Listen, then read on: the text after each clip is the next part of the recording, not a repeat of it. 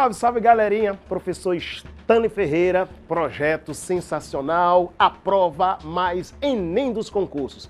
Galerinha, hoje estaremos abordando realidade brasileira. É isso aí, galerinha. Então, vamos aqui abordar todos os assuntos pertinentes ao concurso. Então, fiquem atentos a cada dica. Então, vamos comigo? Vamos lá, então? Bem, antes de mais nada, quando a gente acaba abordando o assunto, a temática, realidade brasileira, vale destacar que nós estamos abordando principalmente alguns subtemas. E esses subtemas acabam se tornando um dos principais atrativos de todo e qualquer concurso. Então, eu quero que você preste bem atenção a todas as nossas colocações, as nossas dicas, os nossos macetes e vamos fechar essa prova. Então, venha comigo bem aqui. Bem, quando a gente fala da realidade brasileira, um dos primeiros aspectos a serem abordados é a demografia. Ora, o que vem a ser demografia? Uma palavrinha, né, bem interessante que a gente pode substituir normalmente como população ou estudo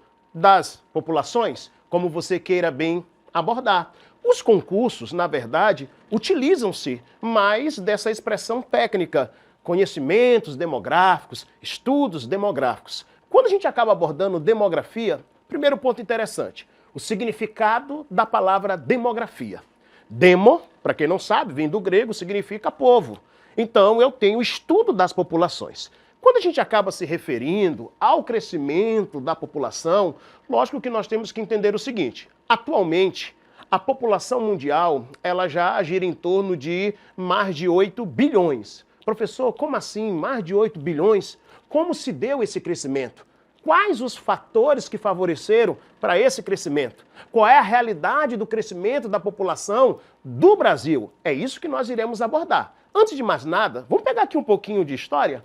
Ora, lá no século passado, no século, nesse caso, 20, nós tivemos um boom do crescimento populacional. Esse boom, ele acaba, na verdade, se dando a vários fatores. Altas taxas de natalidade e diminuição das taxas de mortalidade. Mas, professor, pera bem aí. Por que na verdade, nós tivemos, nesse exato momento, uma diminuição relacionada à taxa de mortalidade? Creio que todos aqui já ouviram falar numa querida e famosa revolução da medicina. E também conhecida como revolução sanitária. A revolução da medicina, a revolução sanitária, ela acabou favorecendo para que haja essa diminuição relacionada à taxa de mortalidade. E isso acaba sendo caracterizado principalmente aqui, nos países desenvolvidos. O que favoreceu? Os avanços tecnológicos, a agropecuária, melhoria nas condições sanitárias, tratamento de esgoto, coleta de resíduos sólidos, avanços na medicina. Ora, doenças que outrora eram consideradas incuráveis, agora são curáveis. Doenças que não tinham nenhum tipo de processo de tratamento, agora tem. Ou seja, o avanço na medicina vai favorecer melhorias nas condições de saúde da população no contexto geral.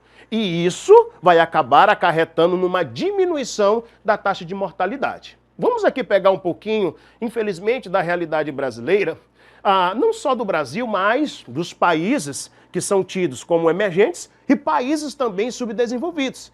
A realidade desses países, elas não são iguais à realidade dos países que são tidos e considerados desenvolvidos. Nós temos ainda muito, nesse caso, a avançar no requisito bem aqui, nos avanços da medicina e principalmente a questão sanitária. E aí entra o processo de industrialização. Bem, quando a gente acaba se referindo à industrialização, vamos voltar aqui lá no século XVIII, para quem não sabe. No século XVIII, nós tivemos uma querida e grande revolução, denominada de Revolução Industrial, que aconteceu na Inglaterra e que gerou uma mudança radical, não só na Inglaterra, não só na Europa, ou seja, numa esfera global. A Revolução Industrial, saiba disso e fique bem atento no concurso, que de vez em quando eles gostam de gerar uma abordagem associando tal processo de industrialização, porque com esse processo de industrialização, há uma exigência por parte das indústrias daquilo que nós iremos denominar de infraestrutura. Só uma observaçãozinha. Quando você estiver estudando aí a industrialização, revolução industrial, a nível de curiosidade, né? Nós estamos na 4ª fase da Revolução Industrial, em que a literatura, tanto geográfica quanto a literatura histórica, acaba denominando de Revolução 4.0, ou a querida e famosa Revolução Make, que eclodiu lá na Europa. Mas o que acontece bem aqui? Quando a gente fala de indústria em si, e todos nós sabemos, e fique atento, faz parte do segundo setor da economia. Esse segundo setor da economia gera algumas exigências. A atividade industrial, ela é caracterizada por algumas teorias. Dentre essas teorias, existe o princípio da teoria da localização industrial. O que vai nos dizer o princípio da teoria da localização industrial? O melhor lugar para que haja tal investimento por parte da atividade industrial vai ser aquele lugar, aquele espaço, aquela área que vai proporcionar para a atividade industrial a maior rentabilidade possível, ou seja, o maior lucro possível. Vamos ser bem sinceros. Você, um empreendedor ou que queira empreender, vamos dar um exemplo. Eu sou um exemplo bem claro, né? Vamos fazer de conta que eu tenho uma empresa. E aí eu vou querer empreender. Antes de mais nada, eu tenho que fazer o levantamento do espaço em si. Porque todo e qualquer investimento ele é caracterizado por risco. Eu posso investir naquele lugar que vai me gerar um baixo risco, assim também como eu posso investir naquele lugar que vai me ocasionar um alto risco. Mas quando eu vier investir, eu tenho que fazer toda uma análise, principalmente da infraestrutura que vai ficar disponível para o meu empreendimento. Então, as atividades industriais, o processo de industrialização acaba gerando essa exigência. Quando chega no século atual, desaceleração do crescimento da população, diminuição das taxas de natalidade e diminuição das taxas de mortalidade. Ora, o que agora, quais são as políticas que vai favorecer a redução da taxa de natalidade? Diminuição das taxas de fecundidade, e nesse caso, o Brasil, né, nos últimos anos, tem dado um show em relação a essa diminuição da taxa de fecundidade. E isso acaba acarretando numa diminuição lá na taxa de natalidade. Maior participação da mulher no mercado de trabalho, sensacional. Graças a Deus, as nossas mulheres fazendo parte da população economicamente ativa, contribuindo, nesse caso, para a economia não só mundial, mas também, nesse caso, para a economia brasileira. Ora, com a participação agora das nossas mulheres no mercado de trabalho, significa que a maior preocupação justamente das mulheres é ser inserida, mas para ser inserida nesse mercado, há uma necessidade de qualificação. Vamos colocar a realidade das nossas mulheres do século atual, vamos trazer para cá, para o Brasil? Simples. Se eu chegar a perguntar para minha querida que está aí me assistindo, né? Quer casar agora? Você vai me dizer o quê? Que não. Que primeiramente quer concluir o seu ensino médio, quer passar em uma universidade, quer concluir essa universidade, quer se qualificar, quer ser inserida no mercado, quer uma estabilidade financeira. Ora, tudo isso requer tempo. E nesse exato momento, não é do pensamento das nossas lindas e maravilhosas mulheres querer, nesse exato momento, ter filhos.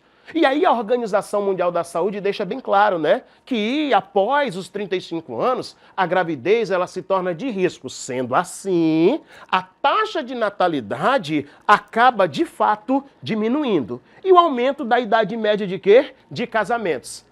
Talvez, só aqui, como uma colocação para contribuir mais ainda, existe dentro de conhecimentos demográficos as teorias demográficas.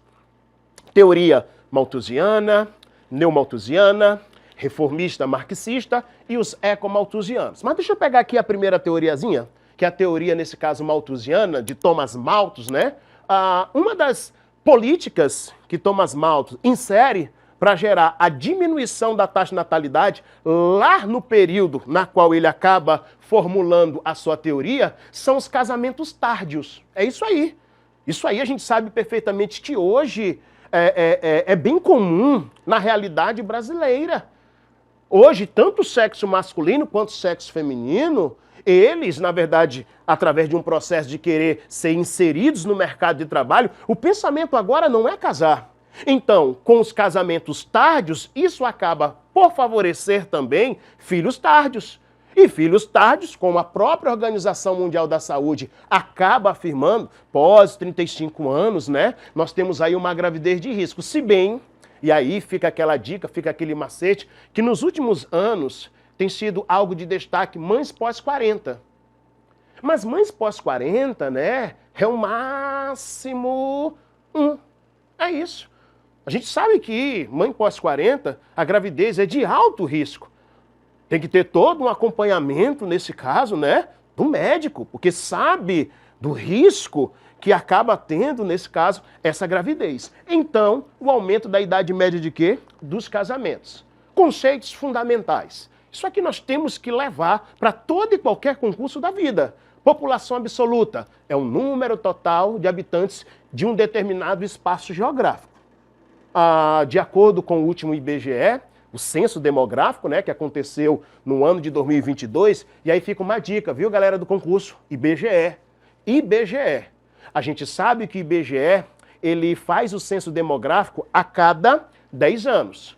Não aconteceu no ano de 2020, todos nós sabemos perfeitamente, devido à pandemia, mas já foi concluído o censo. Um exemplo bem claro, o nosso estado, querido estado do Maranhão, de acordo com o Instituto Brasileiro de Geografia e Estatística, possui, nesse caso, mais de 7 milhões de habitantes. E aí nós temos a população relativa ou densidade demográfica. O que vem a ser isso? É a população total em relação à área, ou seja, é a média de habitantes por quilômetros quadrado. Isso vai me favorecer a seguinte afirmativa. Quando eu faço um cálculo da minha população relativa, isso vai gerar uma conclusão. Se aquele espaço ele é uma área densamente ou fracamente povoado. População urbana, né, que habita nas cidades, hoje mais de 90% da população mundial ela é urbana, e aí quando a gente fala de algo que é urbano, associa a cidade. E a gente sabe que nas cidades acabam predominando, vejam só, eu não estou dizendo que não tem, eu estou dizendo que acaba se destacando o setor secundário e o setor terciário, com predomínio do setor terciário, que está relacionado às prestações de serviços. E a população rural que se destaca, nesse caso, no setor primário. Aqui nós temos alguns gráficos, né? A realidade da população hoje, está bem aqui, né? Mais de 8 bilhões, isso é uma preocupação, principalmente aí dos órgãos ambientais. Não é à toa que a ONU, ao convocar as conferências em torno do meio ambiente, tem uma grande preocupação com esse crescimento populacional, porque à medida que a população ela acaba crescendo, vai aumentando o consumo. E à medida que nós temos esse aumento de consumo, isso vai haver uma necessidade de mais recursos explorados no meio natural, explorados na natureza. E isso vai ocasionar uma série de problemáticas que hoje, infelizmente, como todos nós aqui sabemos, e estamos participando, estamos vivenciando as mudanças climatológicas. Então aqui nós temos aqui um quadro, né, bem explicativo relacionado a todo esse processo de evolução da população mundial, esse crescimento da população mundial. Aqui também nós temos, de acordo com o censo, né, bem interessante, peguei o nosso último censo, que foi concluído no ano de 2022, e aqui a gente pode perceber nitidamente as áreas, as regiões de maior concentração populacional. Ainda assim, o Sudeste, devido a toda a questão histórica, devido aos grandes investimentos, principalmente o processo de industrialização no Brasil, que foi muito forte nesta região, ainda concentra a maior quantidade populacional dentro do território brasileiro. Então, o Sudeste acaba, nesse caso, se destacando, ok? A taxa de natalidade, que são aspectos bem básicos, que é o número de nascimentos, a taxa de mortalidade, que é o número de óbitos, ok? Então, aqui nós temos alguns dos aspectos gerais sobre essa realidade. Entretanto, em um concurso, aqui eu quero dar um destaque principalmente ao crescimento vegetativo ou natural. Existe aqui, você pode perceber, uma fórmula. O que é esse crescimento vegetativo, esse crescimento natural? É uma diferenciação entre natalidade e mortalidade. Aí você vai me fazer a seguinte pergunta aí de casa. Mas, professor, só natalidade e mortalidade que acaba por contribuir para um possível crescimento ou diminuição de uma população? Não, não. A taxa de emigração e imigração, ou seja, pessoas que saem e entram, também acaba contribuindo. Vamos dar um exemplo? Façamos de conta. Nós estamos aqui, ok? Vamos colocar uma sala de aula, para que você possa se situar, belezinha? Então, nós temos 50 alunos. Ninguém nasce e ninguém morre, ok? E aí começa a sair. À medida que sai, lógico e evidentemente que diminui. À medida que entra, também o quê? Aumenta. Mas eu posso ter essa relação. A quantidade que sai é a mesma quantidade que entra ou supera a que sai? Então eu não posso chegar e afirmar a vocês que apenas a natalidade e mortalidade serão elementos que vão contribuir para esse crescimento vegetativo. Lógico que não. A taxa de imigração e a taxa de imigração, ou seja, os movimentos migratórios, contribuem. E aí nós temos esse destaque ao crescimento vegetativo. Ora, fatores que contribuem para a redução. 1. Casamentos tárdios, preservativos, e aí temos que parabenizar o poder público. Tá aí uma coisa que o Estado, no geral, acaba investindo bastante. Senhores, em todo posto aqui de saúde do Estado do Maranhão, tu tem preservativo de forma gratuita.